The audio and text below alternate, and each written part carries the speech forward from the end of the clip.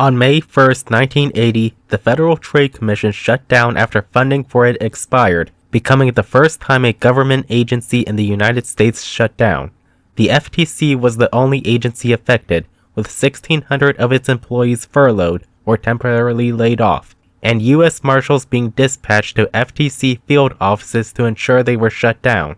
The shutdown ended that evening, with the House of Representatives and the Senate approving an extension of funding, and the president at the time, Jimmy Carter, threatening to shut down the entire government if Congress did not pass spending bills by October 1st of the same year. This one-day shutdown was estimated to cost the government $700,000, the majority of which was back pay for the furloughed workers.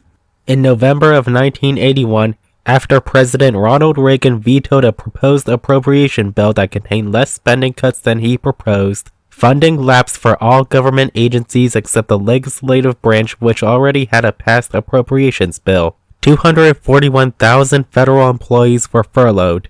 The shutdown lasted for up to 2 days, and it is believed that it cost taxpayers $80 to $90 million in back pay and other expenses. On the afternoon of October 4, 1984, the government shut down after Reagan opposed a water projects package and a civil rights measure which would have reversed the Supreme Court decision in the case Grove City College v. Bell.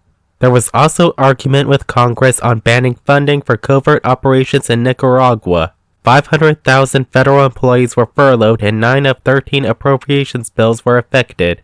The shutdown ended the next day after Congress removed the parts of the appropriations bill that Reagan opposed. It was estimated that this brief shutdown cost taxpayers $65 million in back pay.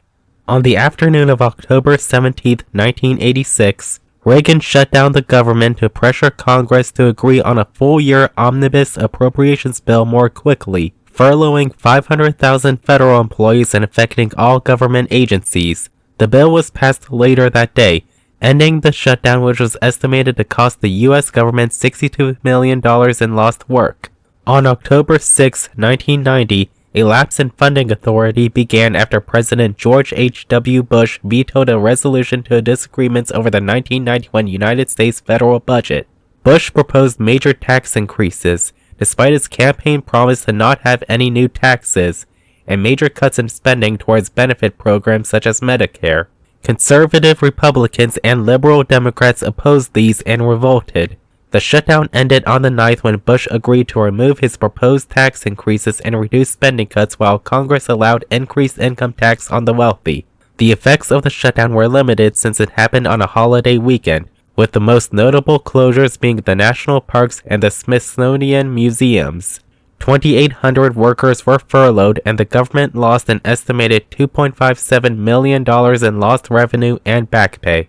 On November 14, 1995, major parts of the federal government were suspended after President Bill Clinton vetoed the spending bill sent to him by the Republican-controlled Congress, as this bill conflicted with Clinton's objectives for education, the environment, and public health. Since a budget was not approved for the new fiscal year, which started on October 1st, the entire federal government operated on a continuing resolution, which is a type of legislation that allocates money to specific government departments. This resolution lasted until it expired on November 13th at midnight, at which time any non-essential departments had to cease operations to avoid expending non-existent funds. 800,000 federal employees were furloughed until the shutdown ended on the 19th after Congress passed a temporary budget bill. On December 16, 1995, the government shut down after Clinton vetoed a Republican budget plan that would have prolonged tax cuts to the wealthy, reduce spending on social programs, and move control of Medicaid to the states. This shutdown lasted for 21 days, ending on January 6 of 1996 when Republicans accepted Clinton's budget.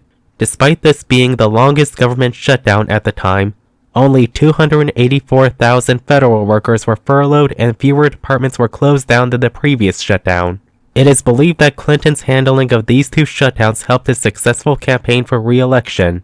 Negative effects of both shutdowns included the disruptions of disease surveillance, passport processing, and toxic waste cleanup. On October 1, 2013, a disagreement over the 2014 Continuing Appropriations Resolution Bill caused the government to shut down. The Republican-led House of Representatives wanted to include measures in the bill that would delay funding for the 2013 Affordable Care Act. President Barack Obama and the Democratic-led Senate opposed these measures, leading to an impasse. There were concerns that the U.S. would default on public debt since the debt ceiling wasn't being raised because of the shutdown. A deal was reached on October 16th that approved a revised appropriations bill that would keep funding at reduced levels, suspend the debt limit until February 7, 2014, and apply stricter income verification rules regarding health insurance. This new bill was approved the next day with Obama's signature. 800,000 federal employees were furloughed during the shutdown, while another 1.3 million had to work without any known payment dates, costing the government millions in back pay. There were major disruptions to programs concerning children, Native Americans, and domestic violence victims, as well as disruptions to defense contractors and asylum and immigration cases. On January 20th, 2018, the government shut down after a delay on negotiations for a permanent spending bill, caused by disputes over funding for the Deferred Action for Childhood Arrivals, or DACA, immigration policy. This policy allows some people who enter the U.S. as minors illegally to gain temporary safety from deportation and be eligible for work permits. There was also a dispute over whether funding should go to a border wall between the United States and Mexico. Democratic senators insisted that an approved bill needed to include funding for the DACA policy, but Republicans refused to pass this bill since discussions on immigration would take place in March, causing a delay in deciding on the spending bill. The shutdown ended on the 23rd, after the Democrats agreed to end prolonging the negotiations and approve the Republicans' measures as long as the Republicans agreed to fresh talks on the DACA policy and the DREAM Act. 692,000 federal workers were furloughed during the shutdown, while most government departments were able to continue their functions by using unspent funds and fee revenue.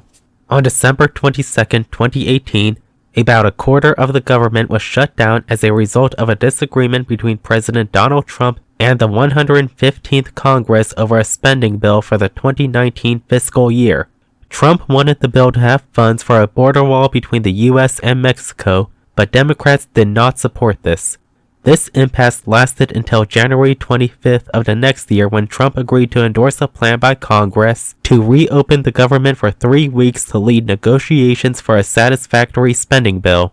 380,000 federal employees were furloughed, while 420,000 had to work with no known payment dates, having to find other paid work or protest. Air traffic controllers took sick leave since they had to work without pay, leading to flight delays and cancellations.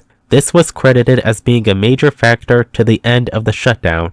The shutdown also caused delays from the Internal Revenue Service in processing tax refunds, and disruptions to some of the FBI's investigations. On October 1, 2025, the 2026 fiscal year began, but Congress failed to pass a spending bill for it, leading to the government shutting down at the start of that day. Democrats in the Senate opposed an appropriations legislation from the Republican-controlled House of Representatives since it lacked an extension of Affordable Care Act subsidies. An agreement was reached on November 10th, in which the Senate passed a revised legislation that did not have the ACA subsidy extension, while Senate Republicans promised to hold a vote to extend these subsidies. This bill was finalized on the 12th, ending the shutdown and funding the government until January 30th. 900,000 federal employees were furloughed and 2 million had to work without pay in what is now the longest U.S. government shutdown, lasting 43 days. The Supplemental Nutrition Assistance Program, or SNAP, faced a major funding shortage, with payments and benefits either delayed, halved, or not issued at all, leading to more reliance on food banks for the people who would have normally received SNAP benefits. Following the end of the shutdown, SNAP benefits were to be fully reinstated. Thanks for watching.